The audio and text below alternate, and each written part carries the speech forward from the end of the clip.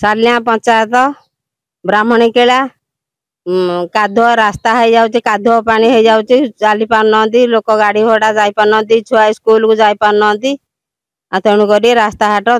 हो आम विडो को जनईनु सरपंच को जनईनु से मैंने किसी करना निमपल्ली साईर एमती हूँ कादुआ स्कूल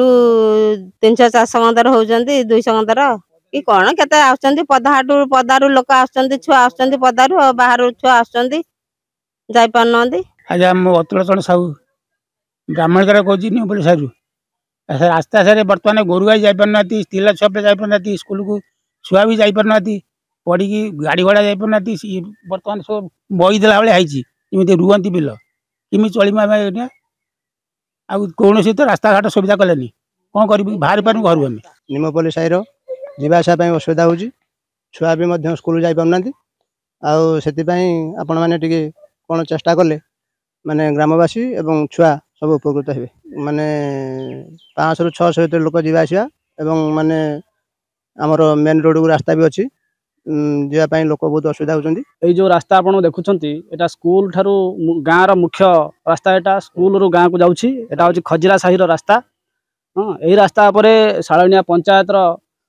सबुठ बड़ जोटा पंचायत हाईस्कूल अच्छी शालिया यूपीएम स्कूल अच्छी ए स्कूल प्राय 100 पिला प्रतिदिन सका राति पाइले एबार जा आस करती आउ रास्तार अवस्था आपण मैंने देखुं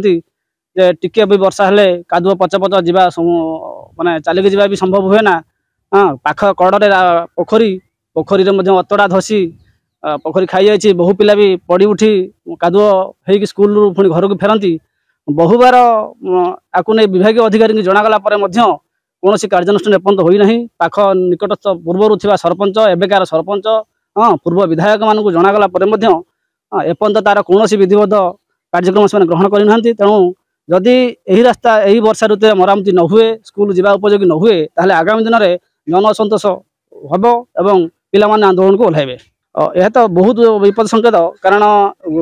एक्चुअली रास्तार जो वाल हवा कथा से वालटा है जहाँफल कि माटी धोई जाइए हाँ रास्ता कड़े कड़े बड़ बड़ खाल होती बड़ ट्राक्टर पूरे रास्ता को खराब कर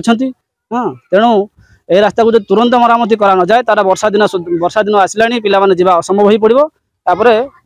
पिला आंदोलन आरंभ करेंगे। हाँ सालिया पंचायतर आम सालिया गाँव में ये जो रास्ता स्कूल रास्ता एत अवस्था खराब जेहेतु मैंने छुआ छोट छुआ कतु बड़ पर्यटन सब स्कूल जाऊँच बाटे ए रास्तार अवस्था एक सीरीयस गोटे चलिकी जी भी कष्टकर आओ देखु आपण निजे अनुभव करेंगे बा देखिए सबकि आपण पाखर गुहारी आमर या कह विषय आज्ञा जनइबू क्या आमर तो एवं जनईनु जदिव क्या किंतु 2-3 वर्ष है 3 वर्ष 4 वर्ष खंड हम ये रास्ता ये अवस्था अच्छी आमर जी थे एमएल थे भागीरथी सेठी सी गोटे फंड किसी पैसा देते एति कम होपर ये अवस्था रही सेकेंड थर देव कहते देना यही अवस्था पिलाने जीवासा कर ना श्री सत्यनारायण लंका मो मनोहरपुर गाँव बासिंदा शालिया पंचायत हाटडी ब्लॉक बासिंदा आम अटू दीर्घ वर्ष है रास्ता खंड यातायात असुविधा हो स्कूल पिला माने कहीं जाई पारु ना पढ़ुंट एवं आम सरपंच को कहवा सत्वे सरपंच कहते से बाबदर पैसा आम पाखे ना साधारण रिपेयर टिके भी हो पारना दीर्घ 20 वर्ष है कंट्राक्टर मैंने आसुँच 5 लाख 4 लाख टाँग आणुंट माटी ढालुंट नहीं पलाउं रास्ताटार दुरावस्था या सरपंच को बारंबार जनवा सत्वे सरपंच खाली कहते ना मो द्वारा किसी हो पार दीर्घ 7 वर्ष है आम पंचायत किसी कम ही ना तेणु आम केमी कर तुम ऊपर को जनाओ तापर पुणी सरपंच दिन पचारा बेलू सी कहते आरडी की चली जाइए आरडी वाला कम कर आरडी वाला केवे आज्ञा कम करेंगे आम जो हैरान होती नाई नसवा समस्ते कहते आरडी की पलैची आरडी वाला कहीं कम करना दीर्घ 15 वर्ष है आम खाली आरडी शुणु जहाँ कत गला बेलू सी कहते आरडी ब्लॉक विडो कत गला बेलू आरडी कम कर सरपंच कत गला बेलू विडो कहते आरडी कम कर तेणु आम गाँव लोक मैंने आम किमिति चलमु किमिति बास करमु चाष जमी किमी चाष हम पिला माने किमिति पाठ पढ़े आम गाँव पिला माने डर स्कूल को निर्भर करते डर को यातायात रास्ताटी ये रास्ता यही अवस्था रमें क्या गुहारी जनइबू सरकार आम जिलार मुख्यमंत्री आम ग्रीभांसेस जनइबू